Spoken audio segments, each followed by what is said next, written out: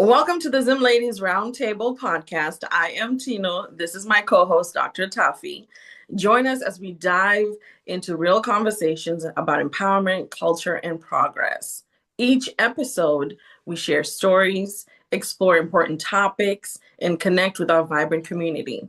Be sure to subscribe to our YouTube channel, Zim Ladies Roundtable, and tune into BWTV and Cityscape Radio on brownstoneworldwide.com for all our latest content. And follow us on Instagram and Facebook at Zim Ladies RT to stay connected. Hi, everyone. Today, we are honored to welcome Mercy Chongwesha, an accomplished attorney licensed in North Carolina and Minnesota, with a background in legal studies and conflict resolution from Brunel University and a JD from the University of Virginia School of Law. Mercy has dedicated her career to advocating for equal access to justice. She specializes in immigration law, assisting clients with citizenship and naturalization, family and employment-based green cards, status adjustments, and VAWA petitions for survivors of abuse. As the founder of her own firm in Durham, North Carolina, she remains committed to serving diverse communities with compassion and expertise. Welcome, Mercy. Welcome. Thank you so much. We're so happy to have you. Would you like to just give us a little bit? I know I probably gave all of your background there, but would you just like to give us something that we haven't said about you? Yeah, so that's basically my background. I pretty much do immigration law only. I've been in practice since 2013, so I'm going on about 12 years now. And yeah, it's been a fun ride. It changes every day. Yes. And, here in the U.S., we're going through a lot of changes. We have a new president, and our new president has come in, is on fire, is making changes and doing so many things. Can you update us on what the latest immigration laws are? Because I know there are a lot of people that are fearful, whether you're a citizen or you're not a citizen, or you're trying to apply to come here. What can you tell us about this new process that's happening? Yeah, so I'll say it's all very new. We are just a few days in. There are executive orders that have been put in place. It's changing every day as far as how they are being enforced and the challenges in the courts that are coming up. So this information will probably be different in another 2 weeks. So I'll tell you what we are seeing right now. And like I said, it's new, so we are reviewing it as it comes, and things are changing. So the big one is birthright citizenship. So there is an executive order that was signed that says that is basically reinterpreting how the amendment was written, that says everyone who's born in the US is a US citizen. So according to that executive order, children will no longer be US citizens just because they're born in the US. They'll have to have a parent who is a US citizen or a green card holder. So that has already been challenged in court. It's not currently in place. So children who are being born right now are still US citizens. But that's something that's out there, and depending on how it goes in the courts, it might get implemented. And then the other thing is this administration has really is really cracking down on undocumented immigrants. So there has been an increase in deportations. A lot of people who are undocumented, especially those who have a final order of removal, are going to see those arrests becoming more and more. And I mean, it's been a lot, even in the past just few days. There've been a lot of arrests. There've been a lot of deportation flights. So those are things that are happening in the community. And that's also through an executive order that really just said we're going to enforce the immigration laws in a stricter way. And then the other thing we're also seeing is changes to the asylum process. And this is not affirmative asylum, which is you've come here, say, as a visitor, and you've decided to apply for asylum. That process has not changed. What Okay. has changed is seeking asylum at the border. So there were processes in place for doing that. And those things have been shut down. So somebody who, arrives on the southern border and wants to seek asylum no longer has that option. And so, that's something that's also may get challenged. But right now we've seen the app that was being used to schedule your appointment to go for an asylum appointment at the border. That app has already been shut down. So as of appointments that were anytime after 1 p.m. on the 20th were canceled. And that app is gone. The other thing that we're seeing is typically there was a policy of not arresting people in places like schools, hospitals, churches, right? And that has been revoked. So under this current administration, an arrest for immigration enforcement can occur in a church, in a hospital, in a school.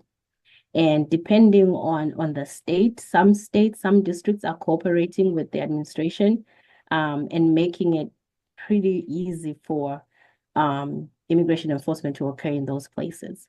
Some states are fighting back.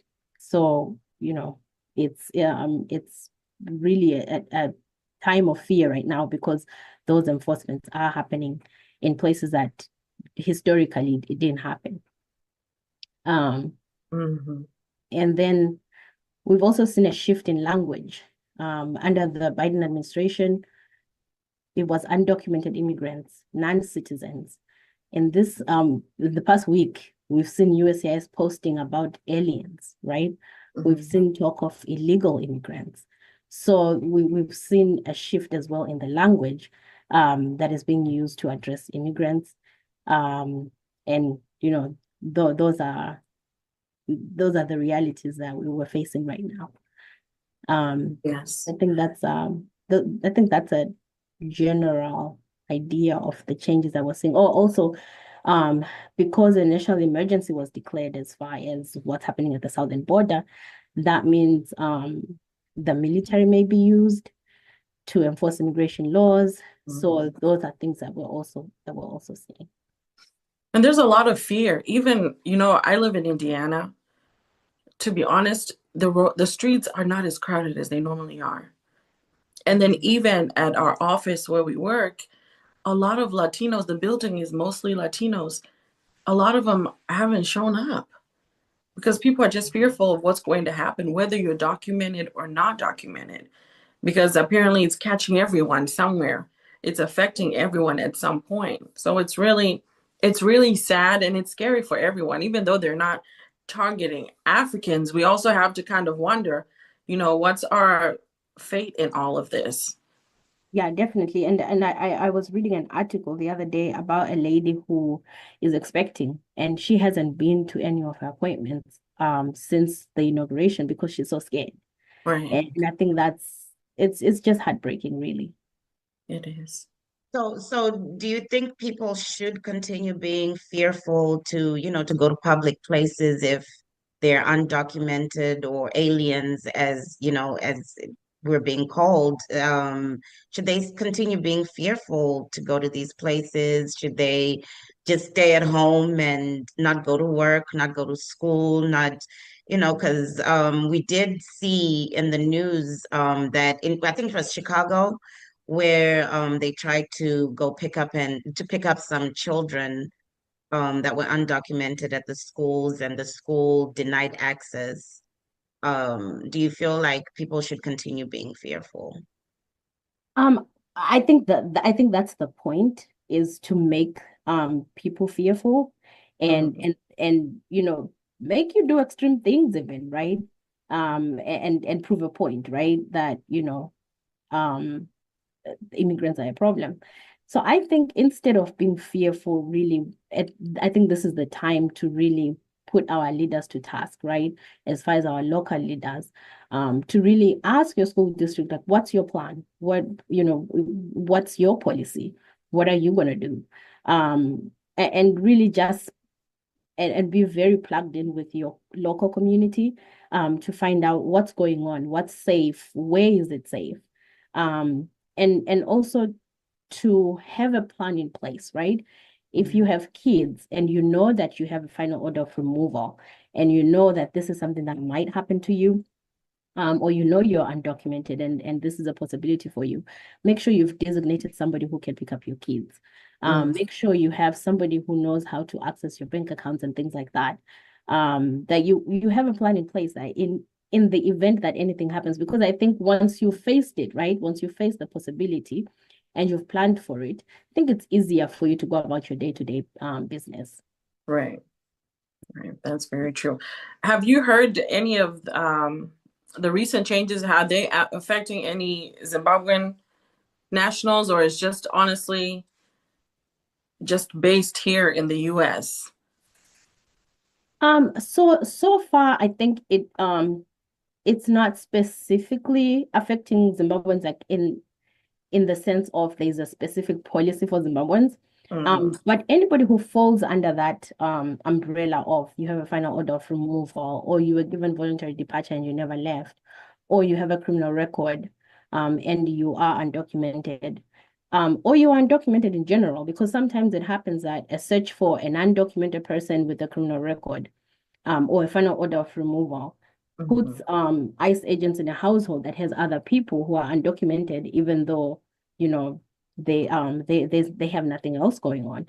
Mm-hmm. So it will affect Zimbabweans in that general sense. Okay. And so I mean, it's just good to be informed Mm-hmm. and to just be prepared. And of course, right now, the easiest way to get in touch with to get in contact with law enforcement is through any type of traffic stop, or you've committed a crime or something like that. So it's definitely a good time to make sure your driver's license is up to date, your Mm-hmm. tags are up to date, your insurance, simple things like that. Just make sure that it's all covered. Right. So, we're just continuing with the chat about Zimbabweans. A lot of us still have family back home. And there are a lot of reasons that family back home travel to come visit us. It could be, you have a new baby and they want to come and see the baby. It could be you're ill and someone wants your mother wants to come and take care of you. It could just be for holiday. Have there been any recent changes in the U.S. visa policies that, affect Zimbabwean nationals, that are applying for visas to come to the US? So currently there have not been any changes. Embassies are continuing to do interviews for student visas, visitors visas, employment-based visas. So there haven't been any changes as far as that. And really, if you're eligible for something and the plan is to come and visit or have your family visit, you should proceed as normal. Mm-hmm. Proceed as normal and submit those applications, um, schedule those interviews. So far, nothing has changed. We know from the previous administration, from the first Trump administration, that there were changes as far as the travel bans and all that, even though it didn't apply specifically to Zimbabweans. But we haven't had any of that right now. Like there is no travel ban for any country. Mm-hmm. Who knows what will happen? But the best thing is to proceed with what's on the ground currently. And currently, you can apply for visas and all that. Okay. What about the family-sponsored green card? Are those processes still the same, or are we looking at another change? So right now, family sponsored green cards are still are still something that's happening with no issues. Again, it's been 7 days, right? So we don't know. We don't know if something will happen. Under the first Trump administration, they didn't touch those kinds of processes, and also a lot of the things that the administration can change without going through Congress are policies. They cannot change actual laws. So something like a green card holder is eligible to petition for their spouse, right? That's not something that can be changed through an executive order. So if that's something that they wanted to change, it would have to be a much longer process to change the actual law. So we haven't seen that change. I think the only thing that changed really as far as somebody from outside the country traveling in is the asylum processes at the border, and also the refugees. So the refugee program was paused. So even people who had been approved already cannot come in. So those are really the only things I've changed so far. And as bad as it sounds, I don't want to maybe play a little bit of a devil's advocate. There's a lot of people that came into the country that were criminals. Rape cases were going up, murders were happening. So to an extent, it gives others comfort, but at the same time, it's also terrorizing other people, because we don't want everyone being grouped into the same group with everyone who was doing bad things. So it's kind of, it's a catch-22. And I think that's a fair point. And what you've seen with previous administrations is they've prioritized people who have a criminal record. Like that's always been the priority. Even Obama deported a record number of people, but the priority was people with a criminal record, people who've been convicted of violent crimes and things like that. But this administration's shift is that it's basically their understanding or their interpretation is somebody who is here unlawfully is a criminal because they violated federal immigration law, right? So as far as they're concerned, there's no need to prioritize someone with a criminal record because you're a criminal either way. So that's really where the problem is, because you're seeing on the news, you're seeing them coming for a grandpa. I think there was somebody on the news yesterday, a grandpa had been here for 30 years with no criminal record. And it's like, why? So while it's important to keep the country safe and all those things, but when you start targeting people who've been members of the community for years and they've really done nothing wrong other than be present without the proper paperwork, it's it makes it very difficult for people to feel safe. Right. So with people that have been here for a long time, but they are now able to start the process of being legal in the country. With all the laws that are, affecting immigration, would that be a difficult process for them? Say that person who's been here for 20 years and now, whichever way they've figured out how to become legal, does everything that's going on, does that make it difficult for them, or would the process still be the same? For example, if I've been here for 5 years illegally, and say I've met someone and now we're married and they've decided to sponsor a green card for me. Would that process be difficult, or would ICE basically be knocking at my door? And that's a valid fear, because and I would argue now more than ever, if you're eligible for a benefit, go ahead and file for it, right? The process is still the same. They haven't changed anything. But again, the fear, right, which is the bigger point, that fear of, if I submit this application, am I just telling them where I am? Exactly. Do I just end up, getting deported? But if you qualify for a benefit, now is the time to go ahead and submit that application. And also, you don't want a situation where you are now applying for a benefit while you are being removed, right? When you had the opportunity to apply for it before Right. you even got into removal proceedings. So, I mean, and I think part of it is really just to make you afraid to even submit the application, right? Right. But whenever you are eligible for something and that hasn't changed, so that process is still the same. We haven't gotten anything different. And under the first Trump administration, they didn't pause those processes either. They just made it a little bit more difficult by requiring like a little bit more. Like I remember under the first Trump administration, you had to submit your credit report or something like that. So, just little things to make it a little bit harder, a little bit annoying. What? That doesn't make any sense because if you don't have the documentation, how do you submit a credit Credit report? report, right. So yeah, so they had a very big public charge thing going on that first administration to prove that you will not depend on government benefits. Government. But again, it didn't have a lot of teeth, but it was just that to make you think, oh, if I can't produce this, then I'm not going to be able to adjust. But Right. that wasn't the case. So out of curiosity, if somebody is already going through just piggybacking off my first question, if somebody's already going through the process and they knock at my door and say, hey, you've been illegal for 5 years, but I already have submitted my application. I've submitted all the documentation that they require, and I'm just waiting for that interview.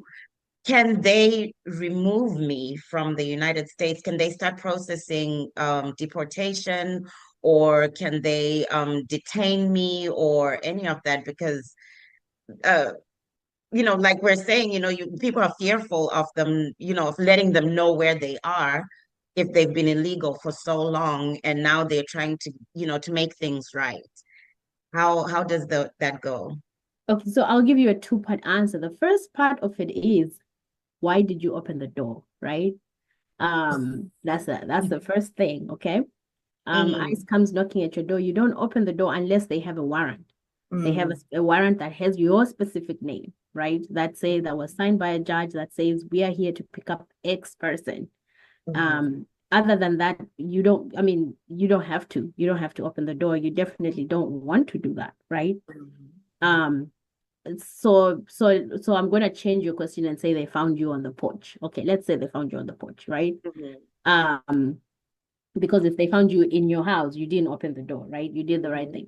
So let's say they found you on the porch. So you are removable if you don't have your paperwork in place at the time, even though it's pending.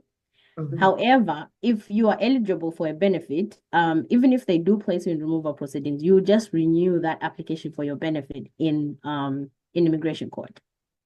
Okay.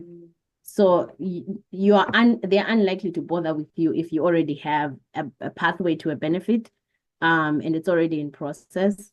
So let's say you are married to a U.S. citizen, you have filed some of your paperwork, and ICE does pick you up, then you can just renew your application for that benefit in front of the immigration judge. Okay. Because unless you already have a final order of removal, you have to go through the court process anyway. Like you won't, if you don't have a final order of removal, you will not just be picked up and sent home. Right. Okay. So are there any resources for Zimbabweans who are struggling with immigration issues here in the US? So as far as social benefits, because sometimes people have an immigration issue, but they're also struggling with maybe like access to food, access to housing and things like that. You will then look at your local resources. You lean very heavily on your local resources, number one. Number two, some people have mixed households where the children qualify for, let's say they qualify for food stamps, right? And the parents shouldn't fear getting those food stamps because those are not for you, they're for the kids. So even if you were to apply for certain immigration benefits later in the future, that ask you about having received public benefits, you didn't receive public benefits, right? They can come in your name, but they're for the children. So you have to really look into what resources are available to you at the local level Some local churches have like food pantries and things like that. Mm-hmm. When it comes to the legal side, you definitely consult with an attorney about your immigration issues.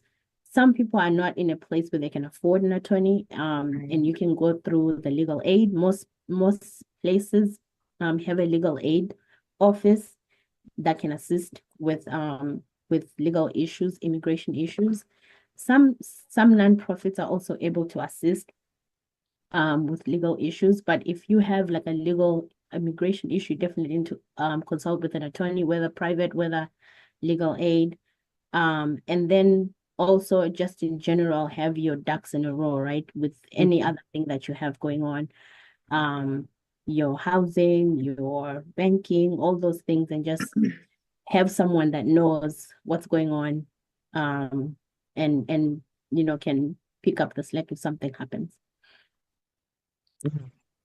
So, another way that people have come to the United States from, from whether it's from Zimbabwe, Nigeria, European countries, is the diversity visa lottery program. Is that still active under the current administration, and have there been any modifications to that?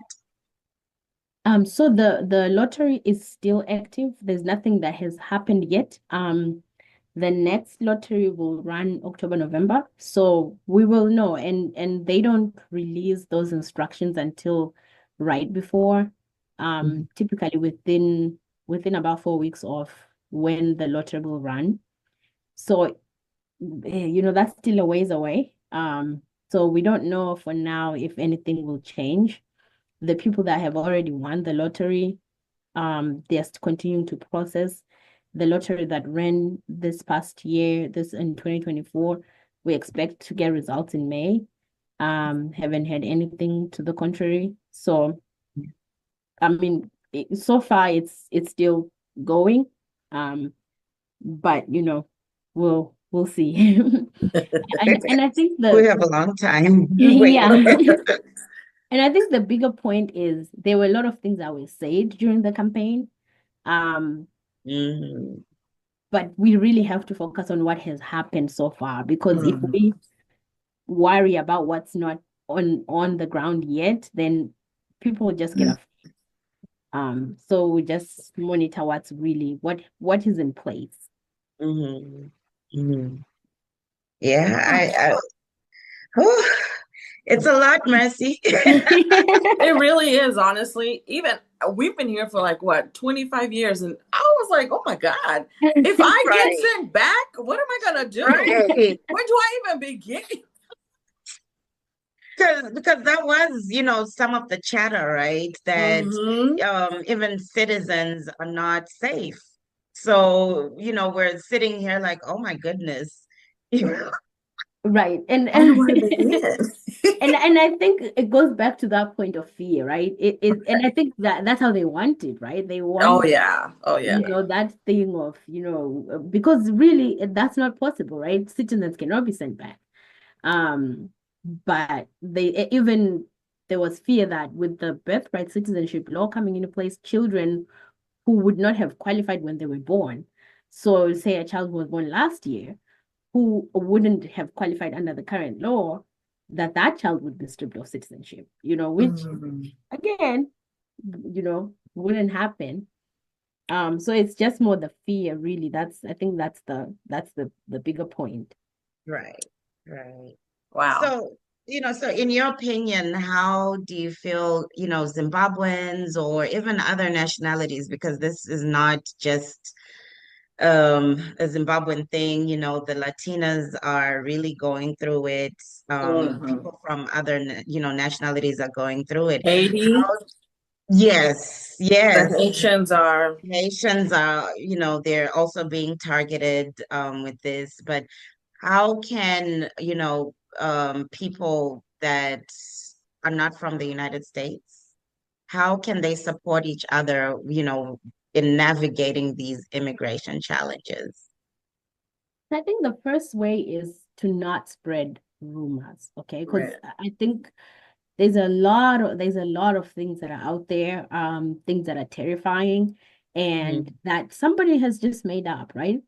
Um, I saw somebody who was posting that ICE is offering you $750 if you turn in an illegal immigrant, right? And then that circulates and people get scared, So you that's know? not true? No, that's not true. Do you know how many Um, times I've heard that of people just walking? And I'm like, why? Where would they get the seven? The whole point of this is to cut down some expenses. Now we're paying Exactly. 750 for a Remember, they person have to to pay to send people back to their exactly, countries in too. addition to 750. So I think things like that, in addition to just being mean-spirited, it's Mhm, really Mhm. it's really just sad. So I think one of the ways is just to not spread rumors, like really try as a community to focus on sources like actual articles from organizations that we know, okay, this is a legitimate source. reputable. Hmm. Yes. Yeah. Um, and then the second thing I'll say is to support each other by being a safe space. Hmm. Um, because it's a sensitive thing, right? It's a sensitive thing to Yes. to not to be undocumented. It's sensitive. Um, and just to have it not be something to laugh about, that somebody Mhm. has this need, um because people will need shoulders to lean on, right? You'll need Right. somebody who can pick up your kids. You'll need somebody who can take over if something happens, and you need to be able to tell someone, right? Because there are a lot of people who are undocumented and who've never told anyone. Like you could be a Right. friend, it could be Hmm. somebody who owns a local business in your community that you don't know that they're undocumented and they have no one to tell. So I think just and just the words we use, right? Because it's a mix, right? We can all be from a foreign country, but some people are now citizens, some people have a green Yeah. card, some people are on a temporary visa, some people are undocumented. So just sometimes just the language that we use, even if you're just hanging out with your friends, these things can make people depressed. Mhm. Like these times are very challenging, and people are going through a lot, and we don't always know who of those people are. Right. So just being in general, just being kind, and also just helping each other with resources. So Hmm. if somebody knows of a resource, that helps with whatever it is, whether it's housing, whether it's food, whether it's whatever, just sharing those things and in different ways. You guys have a platform that people can share on, and that's an important resource as well. Wow. Well, thank you so much. You've honestly calmed our spirits. We're a Yes. little bit more settled, more informed because there has been a lot of information being thrown at us, and we're not legal individuals. So some of it we're just believing and we're just going on with that. So thank you so much Mhm. for your time today and your insights. We really truly appreciate it. You guys can find us on Instagram and Facebook at Zim Ladies RT. Visit our website at zimladies.rt.com and catch us on Cityscape and brownstoneworldwide.com every Wednesday at 7:30 p.m. Eastern Standard Time. Thank you so much for joining us today. Thank you, everyone. And we'll post Mercy's details on our page as well. Yes. Thank you so much, Mercy. Thank you for having me, guys. Thank you.